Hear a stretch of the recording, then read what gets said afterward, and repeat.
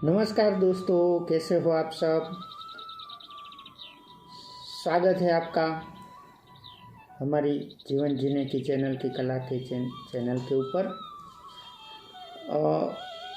हमने अगले वीडियो में बात की कि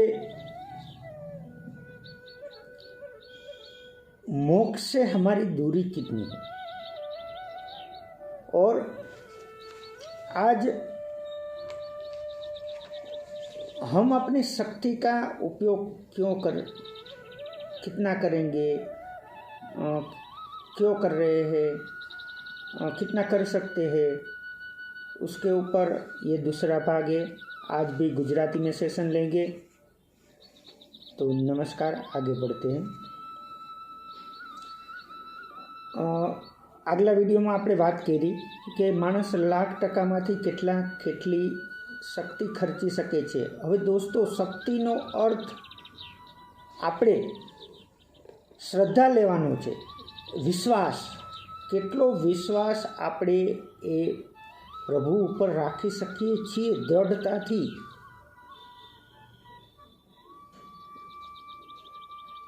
કેટલો વિશ્વાસ રાખીએ છીએ એની માપણી આ થાય છે અને શાસ્ત્રમાંથી એની જ માપણીના આધારે આપણે આગળ વાત કરીએ।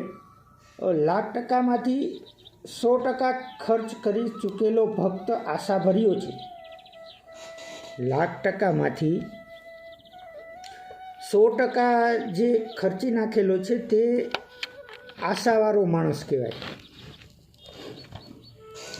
આશાવાળો છે।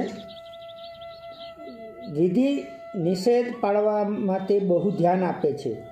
કેટલાક કર્તવ્ય બજાવવામાં તે ચોક્કસ હોય છે। તેની કેટલીક ભાવનાઓ તેની શ્રેષ્ઠ પણ અને તેના સ્વાર્થવૃત્તિ ભરેલી અને ઈશ્વરને જાણવા માટે તે આતુર પણ હોય છે। તો પણ ઈશ્વર સંબંધી તેના કેટલાક વિચાર હચુપચુ એટલે ડગમગ હોય છે। ઈશ્વર માટે તે બહુ સંભાળે છે પણ તેમાંથી થોડુંક જ સમજી શકીએ છીએ અને તેથી પણ થોડું જ ગ્રહણ કરી શકે છે। ઈશ્વર માટે તે કહે છે કે તરણા આડો મેરું છે, તરણા આડો મેરું છે, પણ તરણું એ સ્થિતિમાં તે કદી પણ ખસેડી શકતો નથી। તરણા આડો મેરું છે એમ તે મોઢે કહે છે, પણ ખરી રીતે જોતા મેરું કરતાં પણ ઈશ્વર તેને વધારે છેટો ને વધારે ઊંચો લાગે છે। સકામપણે ઈશ્વરને ભજે છે તથા બહારથી દેખાતી કાંઈક ઉપાધિઓનો જાહેરમાં તે ત્યાગ કરે છે, પણ ખરી રીતે આસક્તિ છોડી શકતો નથી। આમ હોવાથી તેની આશાભરી વાતોમાં પ્રમાણમાં અને તેની ઈચ્છાના પ્રમાણમાં તે મેળવી શકતો પણ નથી। તો પણ તેનાથી ઉતરતી પંક્તિમાં લોકો કરતાં તે ઘણે દરજ્જે સુખી હોય છે અને ઈશ્વરી જ્ઞાન માટે તે અધિકારી છે, કારણ કે ઈશ્વરને જાણવાની તેની પ્રબળ ઈચ્છા છે અને તે સારું તે પોતાના સ્વાર્થનો ભોગ આપવા ઈચ્છે છે।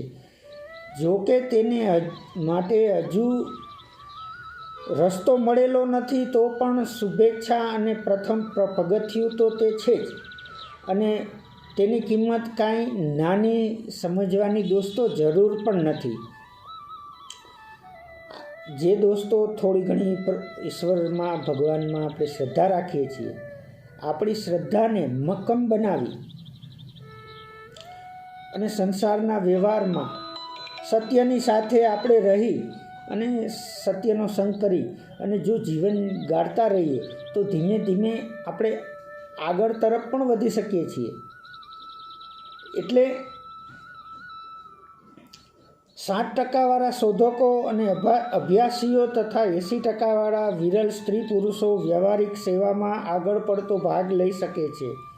પછી તે સેવા પોતાના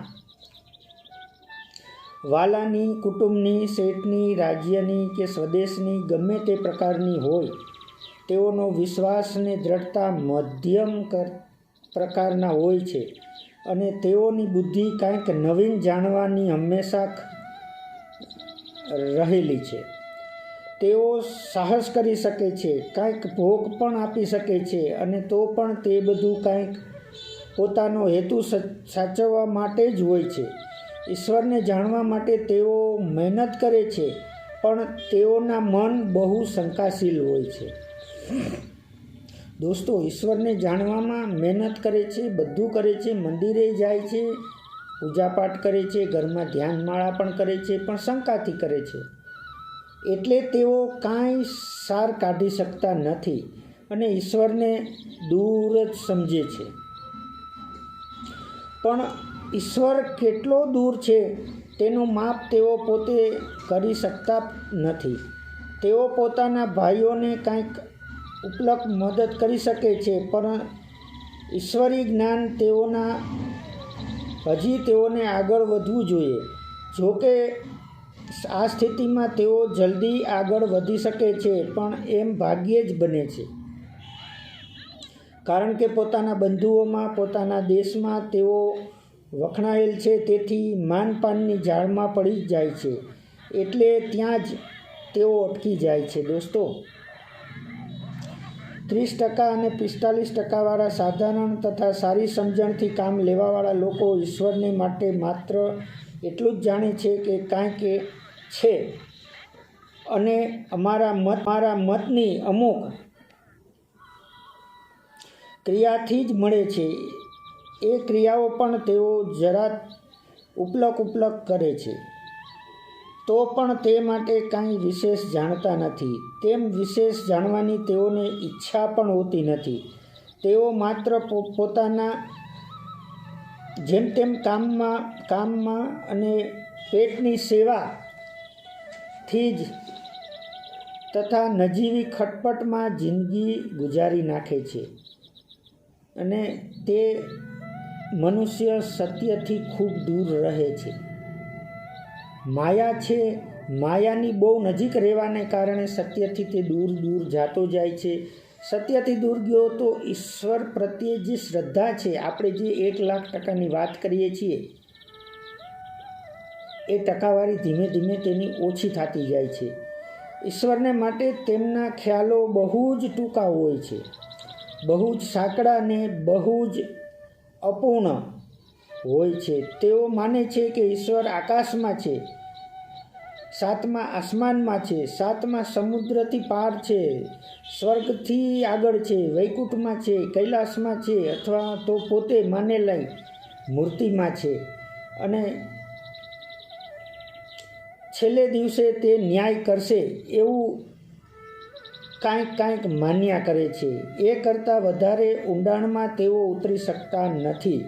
તેનાથી ઈચ્છા જ બહુ જ સાંકડી હૃદયની હોય છે. પોતાની પત્ની, છોકરા, પૈસા, પોતાની હલકા પ્રકારની સ્વાર્થ વૃત્તિમાં જ તેઓનો સર્વસ્વ હોય છે. એટલે તેઓ સહેલાઈથી આગળ વધી શકતા નથી અને આવા જ વિચારોના ને આટલા જ ટકા શક્તિ ખર્ચનારા લોકો જ દુનિયામાં સૌથી વધારે છે. એટલે દુનિયા જલ્દી સુધરી શકતી નથી અને તેથી ઈશ્વરી સત્યો એકસરખી રીતે સર્વ લોકો માની શકતા નથી, કારણ કે એ સત્યો સમજવા જેટલું સામર્થ્ય તેઓએ હજી મેળવેલું જ નથી. તેઓએ મેળવેલું સહેલું માટે દુનિયામાં કલ્પનાથી ઉત્પન્ન થયેલ અનેક ધર્મો ચાલી રહ્યા છે. 10 અને 20%વાળાઓને ઈશ્વરનો જોઈતો ખ્યાલ જ આવી શકતો નથી. દોસ્તો, પોતાને ઉદ્ભવેલા મનગમતા ધર્મો, દોસ્તો ક્ષમા કરજો, હું થોડુંક આગળ બોલી જાઉં, પણ ખરું સત્ય તો આ જ છે કે નાના માણસો ઓછી બુદ્ધિના કારણે કોઈ એમને ભોળવી લે અને કોઈ ભગવાન બની જાય તો તેને ભગવાન માનવા માટે પણ આ 20-30-40% શક્તિ ખર્ચવાવાળા જરાતરા ભગવાનને માનવાવાળા એ લોકો ન્યા વળી જાય છે દોસ્તો. કારણ કે એ લોકોની બુદ્ધિ ન્યા સુધી જ સીમિત રહે છે. કથા વાર્તા સત્સંગ એની અંદર એમને કંટાળો આવે છે. કથા વાર્તા સત્સંગ કે એની અંદર એ લોકોને નીંદર પણ આવી જાય છે. ફક્ત ખાવા પીવા અને ત્યાં ફરવા ને ભજન કીર્તન ને રાસ મંડળી પૂરતા જ એ લોકો સીમિત રહે છે. જેથી કરી અને એ ભોળપણનો ભાગ એના ભોળપણને ફાયદો ઉઠાવી અને અમુક લોકો ભગવાન બની જાય છે. અમુક નવા જે સાંભળા પણ ન હોય એવા દેવી દેવતાના નામે પોતે પૂજાવા પણ લાગે છે દોસ્તો. અને ત્યાં જ આ લોકોની જીવની અધોગતિ શરૂ થઈ જાય છે દોસ્તો. જરા તરફ પણ ઈશ્વર પાસે જતા હતા ત્યાંથી હટાવી રસ્તો ડાયવર્ટ કરાવી દીધો છે દોસ્તો. થોડું વિચારવા જેવું છે. સમજી વિચારી અને નવા ધર્મને અપનાવવા જેવો છે. સમજી વિચારી અને હું તો નાનો માણસ છું, આટલી બધી વાત કરવી મારા માટે યોગ્ય નથી, પણ સત્યની સાથે રહેવું એ મારા માટે યોગ્ય છે. જેથી કરી અને આ થોડોક ઇશારો કરી અને અહીંયા વાતને હું પુણ્ય વિરામ કરી દઈશ. કારણ કે આ વાત બહુ આગળ કરવા જેવી આ સમયમાં નથી. અમે અમારી જિંદગીના દુઃખ સ્ટ્રગલ ઓછા નથી કે હું નવા ઊભા કરવા માગું. જેથી કરી અને આવા લોકો બધી રીતે સક્ષમ હોય છે જે આવું બોલવાવાળા લોકોને આડાપણા આવી અને બીજું ત્રીજું કરી શકે છે દોસ્તો. પણ સત્ય એ હંમેશા સત્ય જ હોય છે. આ કળિયુગની અંદર સમજવાવાળા લોકો આ થોડું સમજી લે, પોતાની જે જરાતરા શ્રદ્ધા બુદ્ધિ છે તે નવા ધર્મ અને નવા બનનારા ભગવાન ઉપર ભરોસો રાખ્યા પહેલાં શાસ્ત્રની અંદર તે ચકાસી અને પછી તેની અંદર આગળ વધે એમાં ના નહીં. પણ આ જરૂરી છે કે કોઈ ધર્મ, કોઈ નવા ભગવાન કે કોઈ નવું આપણે આવેલું છે તો તે શાસ્ત્ર મુજબ છે. ભગવાન કૃષ્ણએ ગીતાજીમાં અને શાસ્ત્રના અમુક પુરાણોની અંદર પણ આ પ્રમાણ આપેલા છે અને કહેલું છે કે કોઈ પણ ભગવાન કે કોઈ પણ ધર્મ પ્રગટ થયો છે કે થનારો છે એના વિશે શાસ્ત્રમાં અગાઉ લખેલું હોવું જોઈએ, અથવા તો ભક્ત કવિઓએ તેને પોતાની કવિતામાં ગાયેલા હોવા જોઈએ. તો જ ભગવાન કે તો જ નવા બનેલા ભગવાન કહેવામાં આવે છે દોસ્તો. બસ આટલેથી અને પુણ્ય વિરામ આપી આપણે આપણી વાત ઉપર આગળ વધી જઈએ. 10 અને 20% વાળાઓને ઈશ્વરનો જરા પણ ખ્યાલ જ આવતો નથી. ભલે તેઓ દેખાદેખીથી કાંઈક કરવા માંડે, કોઈ ભેગા કથામાં ચાલ્યા જાય, કોઈ ભેગા મંદિરે ચાલ્યા જાય, પણ અમુક સમય પૂરતા જ દેખાદેખીમાં એટલે એની ભક્તિ ઉમડી શ્રાવણ મહિનામાં ઉમડે. નોરતા આવે, ચૈત્રી નોરતા છે, આસુ નોરતા છે, કાર્તિક નોરતા છે, એ બધા નોરતામાં ઉમડી પડે. ભલે તે ભક્તિ જ છે, બધાની ભક્તિને પ્રણામ છે, પણ તે ભક્તિ અમુક સમય પૂરતી જ ઉદ્ભવે છે. અને તેમાંથી આજ તો સોશિયલ મીડિયાનો જમાનો છે અને માણસોને ભોળવવાવાળા ઝાઝા છે અને ભોળવાઈ જનારે લોકો ઝાઝા છે દોસ્તો. મારી આ ચેનલની અંદર તમને ફક્ત સત્ય અને સત્ય જ જાણવા મળશે દોસ્તો. આ એક આજે આપણે વાત કરી કે આપણે પ્રભુથી કેટલા છેટા છીએ, તેનું આપણું કેટલું અંતર છે, એ અંતર વિશે થોડી માપદોરી શાસ્ત્રોના વિચારો લઈ શાસ્ત્રમાંથી અધ્યયન કરી અને મેં તમારી સામે મૂકેલી છે દોસ્તો. આમાં કાંઈ ત્રુટિ હોય તો તે મારી જ છે. શાસ્ત્ર તો અમોઘ છે, શાસ્ત્ર તો શાસ્ત્ર જ છે, પુરાણ છે. પણ આ મારી અલ્પ બુદ્ધિથી જે મારે ધ્યાનમાં આવ્યું કે મારે આ વિચાર સમાજને દેવો જોઈએ કે આપણે પ્રભુથી છેટા કેટલાક છીએ? આટલું છેટાપણું સારું છે? ના દોસ્તો, આ કળિયુગમાં છીએ, પ્રભુથી છેટાપણું સારું નથી. આવતા કળિયુગની અંદર આપણે તો હમણાં નવા ધર્મ બીજું ત્રીજું વાત કરી, પણ આવતા કળિયુગની અંદર આગળ પછી વિડીયોમાં વાત કરશું દોસ્તો. અત્યારે મને મુનાસિબ નથી લાગતું આ વાત કરવી. ભલે આપણે મળશું આગલા વિડીયોની અંદર. આ વિડીયોની અંદર આપણે સમજ્યા કે આપણે પ્રભુથી કેટલા દૂર છીએ, ક્યાં ક્યાં મનુષ્ય કઈ કઈ પ્રવૃત્તિ છે તો જેથી એની પ્રભુ પ્રત્યેનો વિશ્વાસ, શ્રદ્ધા દૃઢ થાય.